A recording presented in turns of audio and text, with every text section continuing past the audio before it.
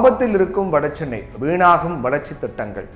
வடசென்னை வளர்ச்சி திட்டத்தின் கீழ் புதிய பணிகளுக்கு முதலமைச்சர் மு.க.ஸ்டாலின் அடிக்கல் நாட்டி பணிகளை தொடங்கி வைத்தார். சென்னை மாநகரத்தின் சில பகுதிகளில், குறிப்பாக வடசென்னையில் போதிய அளவு அடிப்படை வசதிகளும் கட்டமைப்புகளும் இல்லாத நிலை இருக்கு.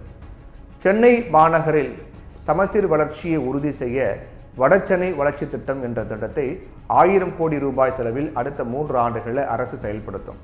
இந்த திட்டத்தில் கட்டமைப்பு பற்றாக்குறைகளையும் வளர்ச்சி குறியீடுகளினுடைய குறைபாடுகளையும் கண்டறிந்து அதை களைய நடவடிக்கை எடுக்கப்படும் அப்படின்னு 2023-24 ஆண்டு நிதிநிலை அறிக்கையில் அறிவிக்கப்பட்டது.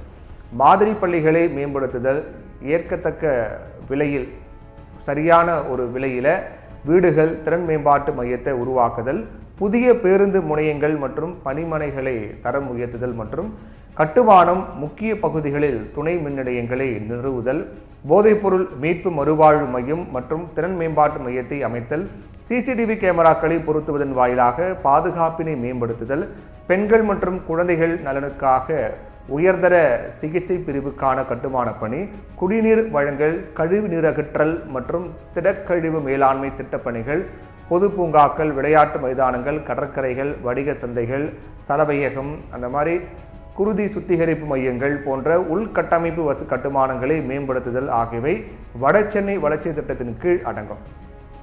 சென்னையின் பூர்வீகத்தை உள்ளடக்கி கொண்டிருக்கக்கூடிய வடசென்னை ஒரு காலத்தில் பெரும் வளர்ச்சி கண்ட பகுதியாக இருந்துச்சு. ஆனால் சென்னை நகரின் விரிவாக்கத்தில் வடசென்னையின் வளர்ச்சி பின்தங்கி விட்டது அப்படின்னு தான் நம்ம சொல்லணும்.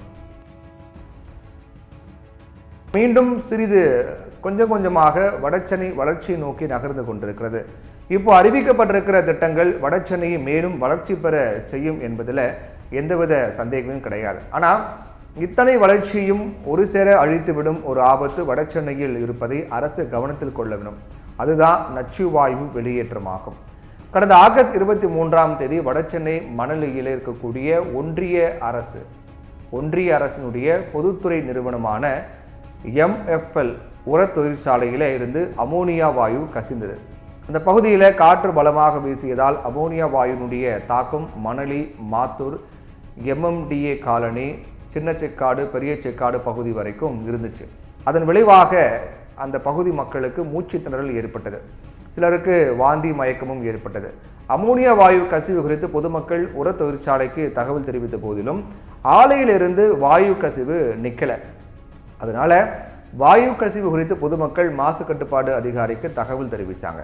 காலை 11 மணி வரைக்கும் சுமார் 2 மணி நேரம் வாயு நெடி இருந்துச்சு.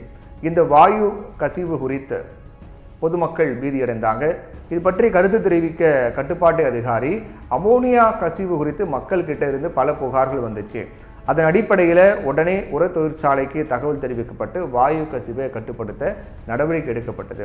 மீட்டர் மூலம் வாயு கசிவு குறித்து கண்காணிக்கப்பட்டு வருது அப்படின்னு சொன்னார் அந்த அதிகாரி. கடந்த ஆண்டு டிசம்பர் மாதத்தில் கூட வடசென்னையில் இருக்கக்கூடிய எண்ணூரின் பெரியகுப்பம் பகுதியில் அமைந்திருக்கக்கூடிய முருகப்பா கோரமண்டல் இன்டர்நேஷனல் உர தொழிற்சாலையில் நச்சுத்தன்மை கொண்ட அமோனியா வாயு கசிந்தது. அமோனியா கசிவினால் எண்ணூர், தாளம் குப்பம், பெரியகுப்பம், பர்மா நகர், எர்ணாவூர் குப்பம் பகுதியில் சேர்ந்த மக்கள் தலை சுற்றல், வாந்தி, மயக்கம், மூச்சு திணறல், கண்ணெரிச்சல் இந்த மாதிரியான உடல்நல பாதிப்புகளுக்கு உள்ளாகி ஹாஸ்பிட்டலில் அனுமதிக்கப்பட்டாங்க.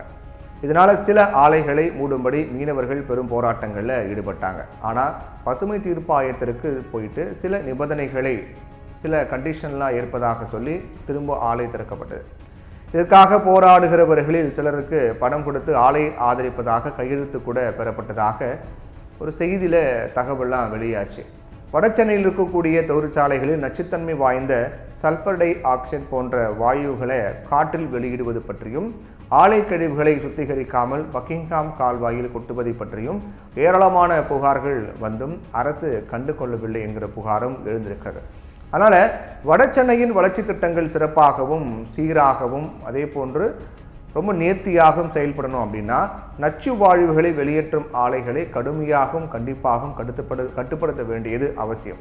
அதை கட்டுப்படுத்தாமல் நிச்சயமாக வடசென்னை வளர்ச்சி அப்படிங்கிறது சாத்தியமே இல்லைங்கிறதா யதார்த்தமான நிதர்சனமான உண்மையாக இருக்குது.